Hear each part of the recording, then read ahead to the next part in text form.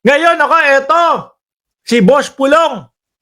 Ngingit-ngit to sa galit, malamang. Magagalit to. Bakit to, mga bossing? Ayan na nga, nagpaparinig na nga po si Boss Pulong, oh. Bakit? Yung mga isinampan niya yatang kaso na libel, ay mukhang tablado.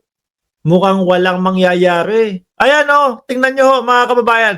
Sabi dito, DOJ decision to dismiss libel cases against Trillanes, no, urges Representative Paulo Duterte. Siguro iniisip po nung mga nung DOJ, mga kababayan, kayo naman ayaw nyo nga maglabas, ayaw nyo nga ipakita yung kanyang mga ebidensya, etc., etc.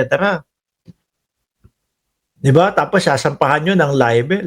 Dati pa ho yan, mga kababayan Naalala nyo nung dating senador pa si Trillanes, inimbita si Pulong Duterte doon po sa Senate. Diba? Kung matatandaan din po natin, mga boss chief mo, na si Yotman. Oy, ano Yotman? Grabe na nga kayo kay Pulong.